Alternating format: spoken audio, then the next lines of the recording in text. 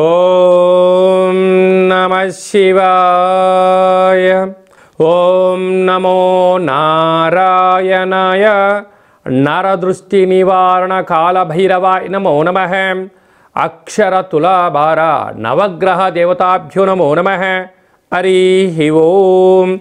మా ఛానల్కి స్వాగతం. చూస్తున్న వీక్షకులకు ప్రేక్షకులకు ప్రియ కాళభైరవ భగవద్బంధులకి స్వాగతం పలుకుతూ మమ్మల్ని ఎంతగానో ఆదరిస్తూ ఉండబడినటువంటి ప్రియ సోదర సోదరీమణులకు సనాతన ధర్మ సంరక్షకులకు సమస్త భగవద్బంధువులకి స్వాగతం పలుకుతూ అందరికన్నా ముందుగా హోలీ పూర్ణిమ శుభాకాంక్షలు. 1-3-2025 నుండి 15-3-2025 వరకు పుట్టినటువంటి వారందరికీ కూడా ముందస్తుగా జన్మదిన శుభాకాంక్షలు. గతంలో వివాహం చేసుకున్న వారికి వివాహ వార్షికోత్సవ శుభాకాంక్షలు. ద్వాదశ రాశుల్లో గ్రహ గమనాన్ని వీక్షింపచేద్దాం.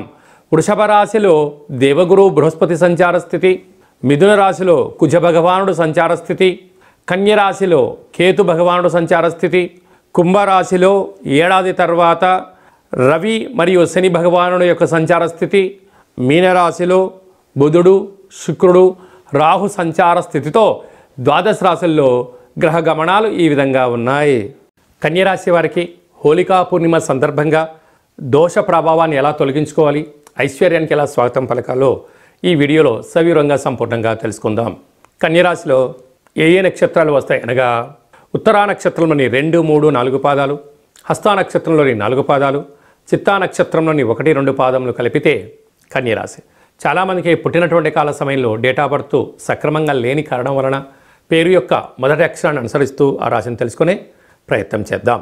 టో, పా, పీ, పూ, షా, అణ, ఠ, పే, పో అక్షరాల వారందరూ కూడా కన్యరాశి జాతకులే.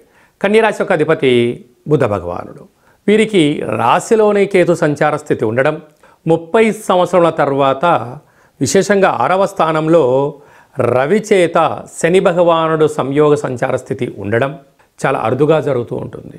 కనుక రుణ సమస్యలు, రోగ సమస్యలు, శత్రు సమస్యలు, అనారోగ్యము, ఈతిబాధలు, అప్పులతో కూడుకున్న ఇబ్బందులు, మీరు ఏదైనా మాట్లాడితే తప్పు, మాట్లాడకపోతే కూడా తప్పు. ఎందుకనగా పరిసర ప్రభావం అలా ఉంటుంది.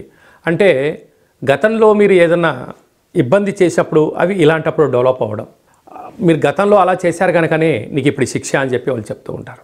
అదే కాకుండా సప్తమంలో బుధుడు శుక్రుడు రాహు సంచార స్థితి, త్రిగ్రహ సంచార స్థితి ఉన్నప్పుడు భార్య భర్తల మధ్యనో, ప్రేమికుల మధ్య, అండదమ్ముల మధ్య కొత్త వ్యవహారాలు ప్రారంభించేటువంటి కాల సమయంలో సైన్యము అనగా కార్ డ్రైవరు, ఇంట్లో పనిచేసేవారు, అనేక మందితో కూడుకున్న ఒక వ్యక్తి జీవితం కనుక మీరు ఎక్కడ తప్పులు చేస్తారా అక్కడ మిమ్మల్ని తొక్కేయాలని చెప్పి అనేక మంది ఎదురు చూస్తూ ఉన్నారు. కనుక దయచేసి వీలైనంత వరకు అప్పుల పాలు కాకుండా, ఆవేశభరితమైన నిర్ణయాలు తీసుకోకుండా ప్రతి విషయాన్ని క్షుణ్ణంగా పరిశీలించి చిరునవ్వుగా స్వీకరించండి. మీరు ఏది స్పందించొద్దు, అవును అనొద్దు, కాదు అనొద్దు. కొంతకాలం గ్రహస్థితి అనుకూలించేంత వరకు మౌనంగా ఉండండి. ఇన్ని వేల వీడియోలలో మీరు ఈ వీడియో చూస్తున్నారు అన్నట్లయితే మీరు నవగ్రహ అక్షర తులాభార మహోత్సవ కార్యక్రమంలో పాల్గొనే సమయం ఆసనమైంది, నవగ్రహ దేవతలను స్మరించే సమయం ఆసనమైంది అని చెప్పి గుర్తుపెట్టుకోవాలి. అలాగే అక్షర తులాభారంలో పాల్గొనడం, స్మరించడం, ధ్యానించడం వల్ల ఈ కష్టాలన్నీ కూడా తామరాకు మీద నీటి బొట్టును ఎలా కదిలి వెళ్ళిపోతాయో మీ సమస్యలు కూడా సునాయాసంగా వెళ్ళిపోతాయి. లేకపోతే నిద్రలేని రాత్రులు గడపడం, అనారోగ్యము, కోపము, ఆవేశము, మీరు కోపిష్టివారు అని చెప్పి అనేక రకాల ఇబ్బందులకు కన్యరాశి వారు ఇబ్బంది పడే సమయం ఉంది. కనుక ప్రతి విషయాన్ని క్షుణ్ణంగా వినండి, చిరునవ్వుగా స్వీకరించండి. ఈ గడ్డు కాలాన్ని మౌనంగా నెట్టుకుపోండి, అంతా మంచిగా ఉంటుంది.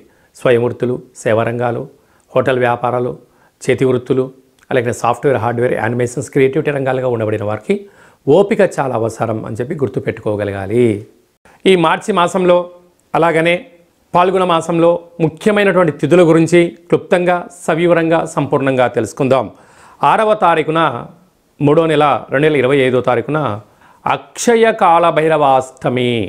కనుక కష్టకాలంలో ఉన్నప్పుడు దైవనామస్మరణ చేయడం, ఆధ్యాత్మిక చింతన ఉండడం, గృహంలో దీపం వెలిగించడం వల్ల సకల అష్ట కష్టాలు తొలగిపోతాయని చెప్పి గమనించాలి. 13వ తారీఖున పాల్గొనమాస శుద్ధ పూర్ణిమ, హోళికా పూర్ణిమ చేస్తూ ఉంటాం. కనుక కామద దహన కార్యక్రమంలో పాల్గొందాం, స్వామివారి యొక్క ఆశీస్సులు పొందుదాం. అఖండ అష్టకష్టాలకు స్వస్తి పలుకుతాం. ఎందుకనగా రంగుల హేళి అంటే ఆట అని చెప్తూ ఉంటారు. అంటే సహజసిద్ధమైనటువంటి రంగులతోనే దయచేసి అందరూ ఆడుకోండి, కలుషితం నీటితోనే ఆడుకోండి. కళల కొత్త ప్రపంచానికి స్వాగతం పలకబోతున్నాం. ఎందుకనగా ఈ సంవత్సరానికి చివరి పూర్ణిమ అవడం వలన రంగుల హోళీ అంటారు. అంటే మనకు కొన్ని ప్రాంతాల్లో కొత్త పూర్ణిమ వచ్చేటువంటి అమావాస్యను కొత్త అమావాస్య అంటారు.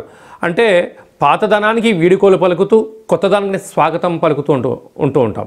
అందుకే మనం అందరము కూడా రంగులతో అలంకరించుకొని ఆడుకొని ఈ పాత సంవత్సరంలో అంటే తెలుగు సంవత్సరాలలో ఈ జ్ఞాపకాలంతనూ కూడా మధుర స్మృతులను గుర్తుపెట్టుకుంటూ పడ్డ అష్టకష్టాలకు స్వస్తి పలుకుతూ అష్టైశ్వర్యానికి రాబోయే కాలంలో స్వాగతం పలకాలని రంగులతో ఆటలాడుకొని మంచి కొత్త సంవత్సరానికి స్వాగతం పలుకుతాం. కనుక ఆడుకునేటువంటి వారందరూ కూడా దయచేసి సహజసిద్ధ రంగులతోనే ఆడుకోండి, కలుషితం లేని జీవనాన్ని పొందండి. ఎందుకనగా చాలా ప్రాంతాల్లో స్కిన్ హెయిర్ కళ్ళు ప్రాబ్లం అయిన సందర్భాలు కూడా చాలా ఉంటున్నాయి. దయచేసి ఎవరు కూడా పండగ పూట బాధపడకూడదు అనేటువంటిది మన సనాతన ధర్మం. అందరూ క్షేమంగా ఉండాలి, అందరూ ఆరోగ్యంగా ఉండాలి.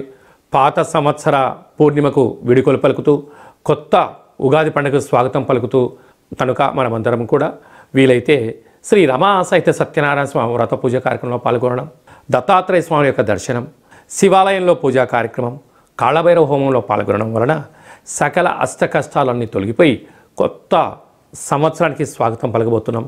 అందరికీ శుభం, జయం, లాభాన్ని భైరవ స్వామి ఆశించాలని కోరుకుందాం. అది ఏ కాకుండా ఇంకనూ మనం విజయం సాధించగలగాలి అని అంటే ఏం చేయాలో అనేది మీకు ఒకసారి చూపిస్తాను. ఈ యొక్క పాత్ర కంచు పాత్ర అంటారు. మనకు రాసులు 12 ఎలా ఉంటాయో 12 యొక్క రాసులను ఇందులో అచ్చు వేయడం జరుగుతుంటుంది.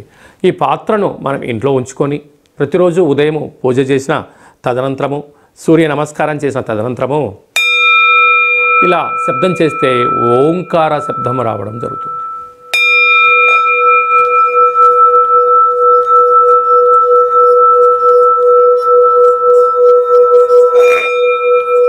ఈ శబ్ద తరంగాన్ని ఇంట్లో సృష్టించడం వలన ఓంకార శబ్దం వలన ఇంట్లో ఉండబడినటువంటి జ్యేష్ఠాదేవి అనగా దరిద్ర దేవత బయటికి వెళ్ళడం, లక్ష్మీమాత గృహంలోకి గళ్ళు గళ్ళుమంటూ రావడం జరుగుతుంది.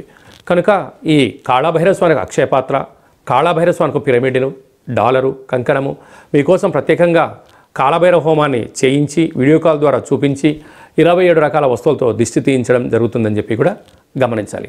అలాగే మనం నవగ్రహాల చేత బాధపడే వాళ్ళమందరము కూడా ఓ చిన్న రెమెడీ పరిహార కార్యక్రమాన్ని కూడా ఏర్పాటు చేయడం జరుగుతుంది.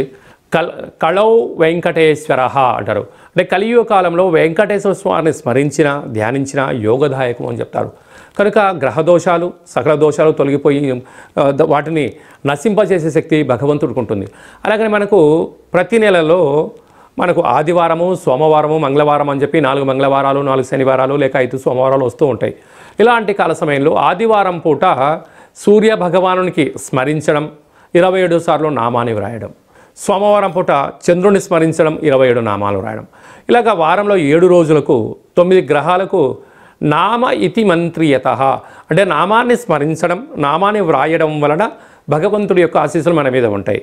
ఈ ఆదివారం రాసినటువంటి పత్రాలను మన యొక్క దేవాలయంలో నవగ్రహ తులాభార అక్షర తులాభార మహోత్సవ కార్యక్రమాన్ని ఏర్పాటు చేయడం జరిగింది. ఒకవైపు సూర్యభగవాను త్రాసులో కూర్చోబెట్టడం, మరోవైపు మనం రాసిన అక్షర పత్రాలను అందులో ఉంచి తులాభారం చేయడము, ధాన్యంతో తులాభారం చేయించి వీరందరికీ ప్రత్యక్ష ప్రసారాన్ని ఏర్పాటు చేయడం జరుగుతుంటుంది. కనుక కేవలం ఒక 108 నామములతో మనము రాసి మీరు పంపించినట్లయితే ఈ రాయాలి అనుకుంటున్న వారందరూ కూడా ఈ కింద మనం సంప్రదించినట్లయితే ఈ రాసే పత్రాలను వాట్సాప్ ద్వారా కానీ కొరియర్ ద్వారా కానీ మీకు అందజేయడం జరుగుతుంది.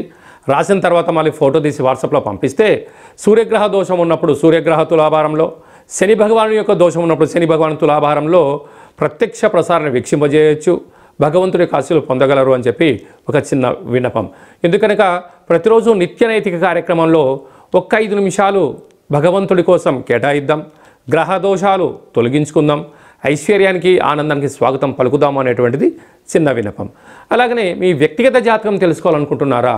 మీరు పుట్టినటువంటి తేదీ, నెల, సంవత్సరం, సమయం, వ్రాసి మీరు వాట్సాప్లో పంపించగలిగినట్లయితే 100 సంవత్సరాల జాతకాన్ని సవివరంగా సంపూర్ణంగా వ్రాసి పంపించి మీరు పుట్టినప్పుడు గ్రహ గమనాలు ఎలా ఉన్నాయి, ప్రస్తుతం ఎలా ఉంటున్నాయి, రాబోయే కాలంలో ఎలా ఉండబోతున్నాయో సవివరంగా తెలియజేయడం జరుగుతుంటుంది. మన దగ్గర అదే కాకుండా డేటా బర్తులు లేనటువంటి వారికి మీ పేరు యొక్క మొదటి అక్షరాన్ని అనుసరిస్తూ రాశిని తెలియజేస్తూ రాశి యొక్క స్థితిగతులను మీకు తెలియజేస్తూ రమణ శాస్త్రం ద్వారా అనగా కాళ్ళ భైరవ ఉపాసన చేత గవ్వల ద్వారా భూత భవిష్యత్ వర్తమానాన్ని తెలియజేయడం జరుగుతుంది.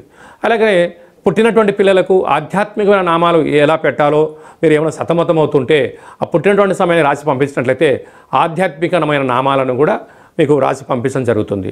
అలాగనే ప్రేమికుల మధ్య విభేదాలు కానీ భార్యాభర్తల మధ్య ఆటంకాలు కానీ స్వల్పంగా ఉన్నప్పుడు చిలికి పెద్దగా చేసుకొని పోలీస్ స్టేషన్లు గొడవలు అంటూ విడిపోయే పరిస్థితి అలాగా తెచ్చుకోకుండా సమస్య ఎందుకు వస్తుంది, వాటిని నివారించడం ఎలా అనే విషయాన్ని తెలుసుకున్నట్లయితే మనం సంపూర్ణమైనటువంటి స్వామివారి యొక్క సేవలో ఆధ్యాత్మిక చింతనగా ఉంటూ దైవనామాన్ని స్మరించడం వలన మిమ్మల్ని అద్భుతమైనటువంటి ఈ కష్టాలకు స్వస్తి పలికి ఐశ్వర్యం స్వాగతం ఎలా పలకాలో తెలియజేయడం జరుగుతుంది. కనుక ఆసక్తి గలవారు ఈ కింద అపాయింట్మెంట్ తీసుకొని సంప్రదించగలరు. అందరికీ శుభం, జయం, లాభం జరగాలని కోరుకుంటూ కొత్త పూర్ణిమకు స్వాగతం పలుకుతూ ఈ సంవత్సరానికి విడుకోలు పలుకుతూ రంగుల హోళీ శుభాకాంక్షలు మరొకసారి అందరికీ ఆశీర్వచనం. శతమానం భవతి శతాయు పురుష సతేంద్రియ ఆయుష్యేవేంద్రియే ప్రతిష్టతి. ధనం ధాన్యం బహుపుత్రలాభం శత సంవత్సరం దీర్ఘమాయు. సర్వే జనా సుఖినో భవంతు. లోకా సమస్తా సుఖినో భవంతు. సర్వం నవగ్రహ దేవత అక్షరతులాభార దేవతార్పణమస్తు. హరి ఓం. ఈ వీడియో మీకు నచ్చినట్టయితే లైక్ చేయండి, షేర్ చేయండి, మా ఛానల్ని సబ్స్క్రైబ్ చేసుకోండి. మేము చేస్తున్న ఆధ్యాత్మిక వీడియోలు అందరికన్నా ముందుగా మీరు వినాలి అనుకుంటున్నట్టయితే ఆలన బటన్ తెలియచేయండి. ఈ యొక్క వీడియోని భగవద్బంధులకు, మిత్రులకు, స్నేహితులకు చేరవేసి వారి క్షేమం గురించి కూడా మీరు ఆలోచించే ప్రయత్నం చేయండి. సర్వత్రా శుభం, జయం, లాభం కలుగుతుంది.